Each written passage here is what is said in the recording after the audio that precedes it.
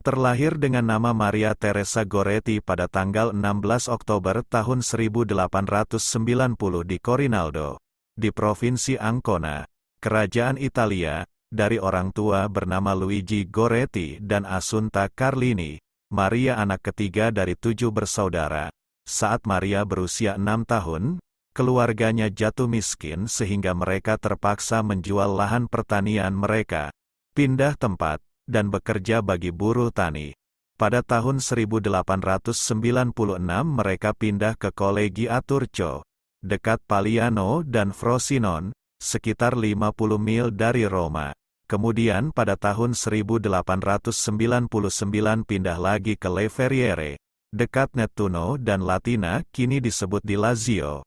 Di sini mereka tinggal dalam sebuah bangunan bernama La Cascina Antica, bersama dengan suatu keluarga lain termasuk Giovanni Serenelli dan Alessandro putranya.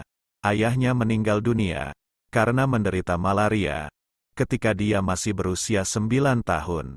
Sementara ibu dan saudara-saudari kandungnya bekerja di ladang. Maria melakukan pekerjaan rumah tangga seperti memasak, menjahit, menjaga si bungsu Teresa, dan membersihkan rumah. Meskipun mereka menjalani suatu kehidupan yang keras, tetapi hubungan mereka sekeluarga sangat dekat. Pada tanggal 5 Juli tahun 1902, Maria yang saat itu berusia 11 tahun sedang duduk di tangga di luar rumahnya, sambil menjahit salah satu kemeja saudaranya dan menjaga Teresa si bungsu. Sementara Alessandro Serenelli sedang mengirik biji kacang-kacangan di halaman gudang. Mengetahui bahwa Maria sendirian, ia kembali ke rumah dan mengancam akan menikamnya dengan sebilah pisau jika Maria tidak melakukan apa yang dia minta. Ia berniat memperkosa Maria. Namun Maria tidak menurutinya, memprotes bahwa apa yang hendak ia lakukan adalah dosa berat dan memperingatkan dia bahwa ia akan masuk neraka jika melakukan apa yang diinginkannya. Maria berjuang sekuat tenaga untuk menghentikan Alessandro dan terus berteriak, "Tidak, ini adalah dosa. Allah tidak menginginkannya." Awalnya Alessandro mencekik Maria, tetapi karena Maria bersikeras bahwa ia lebih baik mati daripada tunduk padanya, Alessandro menikamnya 11 kali. Ia berusaha untuk menuju ke pintu, tetapi Alessandro menghentikan dia dengan menusuknya 3 kali lagi sebelum melarikan diri. Teresa terbangun karena mendengar suara gaduh itu dan mulai menangis. Ketika Assunta dan Giovanni datang untuk memeriksanya, mereka menemukan Maria yang mengalami pendarahan terbaring di lantai dan membawanya ke rumah sakit terdekat di Nettuno. Ia dioperasi tanpa dibius. Luka-lukanya terlalu parah sehingga para dokter yang menanganinya merasa tidak sanggup. Ketika operasi berlangsung setengah jalan, ia terbangun. Ahli farmasi berkata kepadanya, "Maria, ingatlah saya saat kamu sampai di surga." Maria menatapnya dan mengatakan, "Ya, siapa yang tahu, siapa di antara kita yang akan berada di sana terlebih dahulu?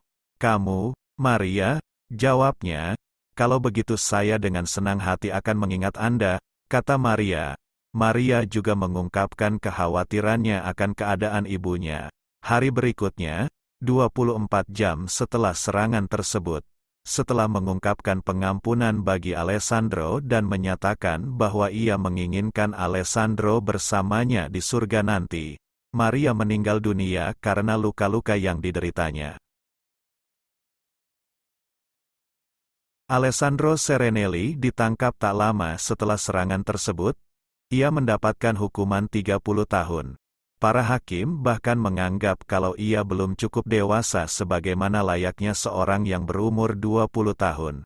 Serta ia dibesarkan dalam keluarga yang miskin dan melalaikannya, dengan beberapa saudara dan kerabat yang menderita penyakit gila. Juga seorang ayah pecandu alkohol. Dikemukakan pula bahwa ia tidak dihukum mati karena Ibu Maria memohon belas kasihan baginya. Alessandro menegaskan bahwa ia telah beberapa kali berusaha untuk memperkosa Maria dan memutuskan untuk membunuhnya karena tangisan putus asa dan penolakannya. Alessandro tetap tidak menyesali perbuatannya dan tidak komunikatif dengan orang lain selama 3 tahun, hingga seorang uskup setempat, yakni Monsignor Giovanni Blandini, mengunjunginya di penjara. Ia menulis surat kepada sang uskup berisi ucapan terima kasih sembari memohon doa dan menceritakan mengenai mimpi yang dialaminya. Maria memberinya bunga lili, dan kemudian terbakar di tangannya. Setelah bebas, Alessandro mengunjungi Ibu Maria, Assunta, dan memohon pengampunannya. Assunta memaafkan dan mengampuninya, sambil mengatakan bahwa jika Maria telah mengampuninya saat terbaring di tempat tidur menjelang wafatnya, maka ia tidak dapat melakukan kurang dari itu. Keesokan harinya mereka bersama-sama menghadiri misa, berdampingan menerima komuni kudus. Kabarnya Alessandro setiap hari memohon doa pada Maria dan menyebutnya sebagai Santa Kecilku. Alessandro hadir saat perayaan kanonisasi Maria pada tahun 1950.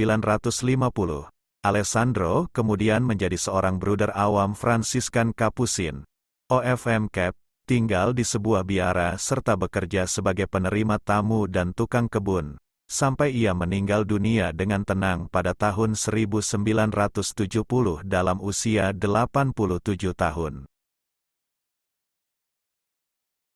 Maria dibeatifikasi pada tanggal 27 April tahun 1947. Upacara beatifikasi dipimpin oleh Paus Pius ke-12 dan dihadiri oleh Assunta Ibunda Maria Goretti. Pada sore hari saat berlangsungnya upacara di Basilika Santo Petrus, sang Paus berjalan menghampiri Assunta dan menyapanya. Assunta kemudian mengatakan, "Ketika saya melihat Paus datang, saya berdoa, 'Madonna, tolonglah saya,' dan saya merasa lemas."